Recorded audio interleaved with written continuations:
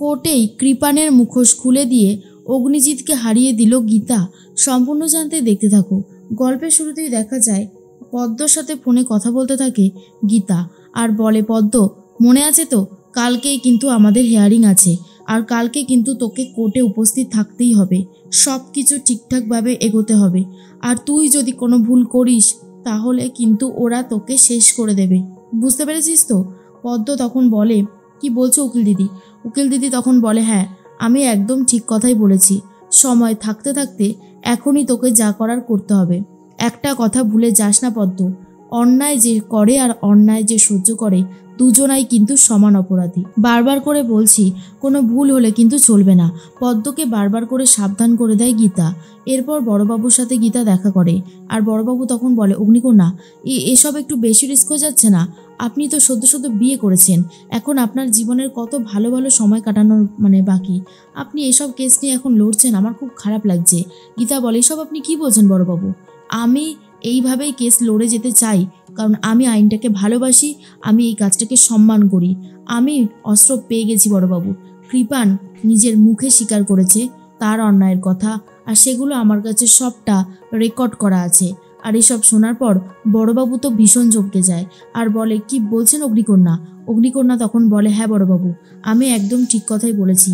পদ্ম বুঝে গেছে যে ওকে ইউজ করে ছুঁড়ে ফেলে দেওয়া হবে, তাই ও আমার কাছে আবারও ফিরে এসেছে, আরও কালকে কোর্টে উপস্থিত থাকবে। আপনি একদম চিন্তা করবেন না, সমস্ত কিছু ঠিক হয়ে গেছে, এখন শুধু সময়ের অপেক্ষা, আর তারপরেই হয়ে যাবে আসল কাজ। বড়বাবু বলে, বাহ, তাহলে তো খুব ভালোই হবে, আমি তো এটাই চাইছিলাম। এরপরে গীতাকে ফোন করেছে গিনি আর বলে, এই তুই কি শুরু করেছিস? হ্যাঁ, কি শুরু করেছিস তুই? কি এবারে আমার সংসারটাও টিকাতে দিবি না? কিরে বল, আমার সংসারটাও কি এবারে তোর জন্য ভেঙে যাবে? গীতা বলে, তোর সংসার ছিল কবে দিদি?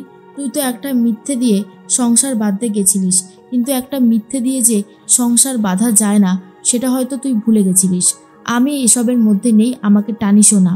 তারপরেই তখনই গিনি বলে, তুইও কেস হারবি, অগ্নিজিৎ মুখার্জির কাছে তুইও কেস হেরে যাবি, যেমনটা আমাদের বাবা হেরেছিল। গীতা বলে, চুপ কর, আমার বাবা কোনো কেস হারেনি, তাকে হারিয়ে দেওয়া হয়েছে কিছু মানুষ যারা টাকার জন্য আমার বাবার মান সম্মান নিয়ে ছিনিমিনি খেলেছে। এর প্রতিকার তো আমি একদিন করবই করব, জেনে রাখ কথাটা, কিন্তু আমিও ছাড়বো না এত সহজে, আমি ওই অগ্নিজিৎ মুখার্জিকে ছাড়বো না। এরপর ফোনটা কেটে দেয়। তখনই কাকিমণি এসে বলে, কি বললো গীতা? তখন গীতা আর কথাই বলতে থাকে গিনি, আর বলে, কি আর বলবে, ও কেসটা লড়বে। তখনই কাকিমণি বলে, ও এখনও অগ্নিজিৎ মুখার্জিকে চেনে না, ও বুঝতে পারছে না ওর অবস্থা কতটা খারাপ হবে। গিনি তখন বলে, কি জানি, আমার তো মনে হয় মাঝে মধ্যে গীতাই সব থেকে ভালো চিনেছে অগ্নিজিৎ মুখার্জিকে। কাকিমণি তখন বলে, গিনি মুখ সামলে কথা বলো। এর মধ্যেই দেখা যায় গীতাকে বারবার করে সবটা বুঝিয়ে বলে দেয় বড়বাবু, আর বলে, তাহলে কালকে কোর্টে দেখা হচ্ছে।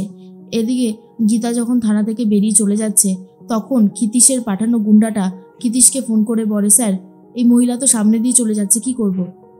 ক্ষিতীশ বলে, এখন কিছু না, যা হবে কালকে হবে, কালকে ও যেন কোর্টে পৌঁছতে না পারে, ওকে তার আগেই শেষ করে দিতে হবে।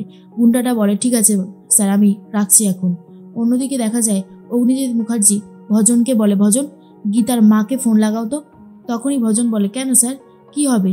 অগ্নিজিৎ মুখার্জি বলে, তোমাকে যেটা করতে বলেছি তুমি শুধু সেটা করো, এর বেশি তোমাকে করতে হবে না, বুঝতে পেরেছ? ভজন তখন বলে, ঠিক আছে স্যার, আমি ফোন করছি। এরপরে ফোনটা করেছে গীতার মাকে, আর তখনই অগ্নিজিৎ মুখার্জি বলে, কেমন আছেন? গীতার মা তখন বলে, আমি ভালো আছি, আপনারা কেমন আছেন? সব নিশ্চয়ই কুশল মঙ্গল। তখনই অগ্নিজিৎ মুখার্জি বলে, দেখুন আপনি আপনার ছোট মেয়েকে আটকান, গীতাকে আটকান আপনি, না হলে কিন্তু কালকে কোর্টে সবার সামনে ওর বেইজ্জত করব, আর সেটা কিন্তু ভালো হবে না, ও কিন্তু হেরে যাবে, বারবার করে বলছি ওকে কালকে কোর্টে যেতে দেবেন না। তখনই গীতার মা বলে, কি বলছেন অগ্নিজিৎ বাবু? অগ্নিজিৎ তখন বলে, হ্যাঁ আমি ঠিকই বলেছি, ওর কাছে কোনো প্রমাণ নেই, আমার কাছে প্রমাণ আছে, আমার কাছে সমস্ত কিছু সাজানো আছে, যেটা ওর কাছে নেই, তাই এখনো সময় আছে, ওকে আটকান, না হলে কিন্তু আর কিচ্ছু করতে পারবেন না।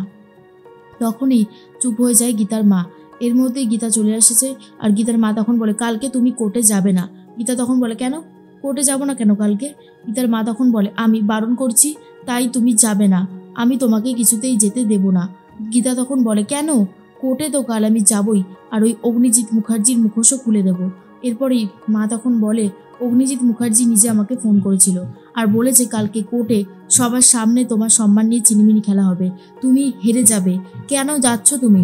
তখন গীতা বলে, আমি হারবো না মা, আমি হারবো না, আমি জিতবই, আর আমার সাথে কালকে আরও একজন কোর্টে যাবে। আর তখনই চলে এসেছে গণেশা উকিল, মানে গীতার বাবা। এরপর গীতার মা বলে, তুমি কি করছো? তুমি মেয়ের কথায় কেন নাচছো? কাল তুমি কোর্টে যাবে না। এরপরেই তখনই গণেশ উকিল বলে, যাব, আমি কোর্টে যাবই, আমাকে কেউ আটকাতে পারবে না, আমার মেয়ে যখন বলেছে আমি কোর্টে যাব তো আমি যাবই। এরপরেই গীতার মা তখন বলে, কি শুরু হলো আমার সংসারে, এটা কি শুরু হয়ে গেল? পরের দিন সকাল হতেই রেডি হয়ে গেছে গীতা আর গীতার বাবা। এরপর দুজন মিলে কোর্টের দিকে যেতে শুরু করেছে। গণেশা উকিলের মনে পড়ে যায় পুরনো কিছু অপমানের কথা, তখনই সে দাঁড়িয়ে পড়েছে। গীতা তখন বলে, কি হলো বাবা, চলো, দাঁড়িয়ে পড়লে কি করে হবে? বাবা তখন বলে, হ্যাঁ রে মা, তুই জিততে পারবি তো? তখনই গীতা বলে, অবশ্যই জিততে পারবো, আজ অগ্নিজিৎ মুখার্জি তোমার সামনে নাক্ষত দেবে বাবা, চলো। তখনই ক্ষিতীশের কথায় গুন্ডাটা গীতার দিকে বন্দুক তাক করে ধরেছে, আর তারপর বন্দুকে গুলি চালিয়ে দিলে এরপরে স্বস্তিক এসে গীতাকে সরিয়ে ধাক্কা দিয়ে ফেলে দেয় আর বাঁচিয়েও দেয় স্বস্তিক। তখনই কোর্টের মধ্যেই যেহেতু গুলি চলেছে তার জন্য চারিদিকে সমস্ত লোকজন দৌড়াতে শুরু করে। স্বস্তিক তখন বলে, লেডি সালমান খান, আপনি একদম ঠিক আছেন তো? তখন লেডি সালমান খান বলে, হ্যাঁ হ্যাঁ স্বস্তিক বাবু, আমি একদম ঠিক আছি, জানি না গুলিটা কার দিকে করা হয়েছিল, তবে আমি এখন ঠিক আছি। এরপরেই গণেশা উকিল বলে, কি যে হচ্ছে বুঝতে পারছি না। তখন মিডিয়া থেকে সমস্ত লোকজন ঘিরে ধরেছে গীতাকে আর জিজ্ঞেস করে, গুলিটা কে করলো, আপনার কাকে সন্দেহ হয় গীতা দেবী?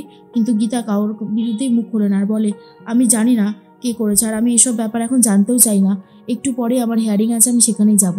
এর মধ্যেই স্বস্তিক তখন বলে, সাবধানে যাবেন লেডি সালমান খান, আপনার বিপদে সবসময় আমি আপনাকে পাশে পেয়েছি, আমি আপনার পাশে আছি, আর আপনার বিপদে আমি সবসময় এগিয়ে গেছি। এরপরেই তখন গীতাকে সবার সামনেই স্বস্তিক আই লাভ ইউ বলে আর বলে, আপনি খুব ভালো থাকুন, আপনাকে আমি শেষ হতে দেব না, আর আমি নিজেও শেষ হব না, আমি আর আমার ভালোবাসা দুটোই আপনার সাথে আছে, কখনো আপনি এইসবের তোয়াক্কা করবেন না, আপনি এগিয়ে যান আপনার সামনের লক্ষ্যে। আর তারপরে গীতা চলে গেছে কোর্টে। আর অন্যদিকে ক্ষিতীশ বলে, আবার মিস হয়ে গেল, এই মেয়েটাকে তো আমি চাইলেও মারতে পারছি না। এর মধ্যেই কোর্টের হিয়ারিং শুরু হয়ে গেছে। আর তারপরেই অগ্নিজিৎ মুখার্জি বলে যে, ইওর অনার, এই কেসের মোড়ই পুরো ঘুরে গেছে, পদ্মকে বিয়ে করে নিয়েছে কৃপান। আর তখনই গীতা বলতে শুরু করেছে, এই সমস্ত কিছু ফ্রড ইওর অনার, এই কৃপান নিজের মুখেই সেটা স্বীকার করেছে, পদ্মকে ও বিয়ে করেনি, ওটা সিঁদুর ছিল না, ওটা ছিল লাল রং, আর এই সব কিছুর জন্য আমি আলাদা আলাদা সাক্ষীকে ডেকে নেব। প্রথমেই অশোক পালকে আর শ্রুতি মণ্ডলকে ডেকে নেয়, যারা পদ্মর শরবতে ওই নেশার ওষুধটা মিশিয়ে দিয়েছিল। আর অগ্নিজিৎ মুখার্জি বুঝে গেছে সে কোনোভাবেই আর জিততে পারবে না, সে অলরেডি এখানে হারতে চলেছে, আর কৃপানের অবস্থাও খুব খারাপ হয়ে গেছে।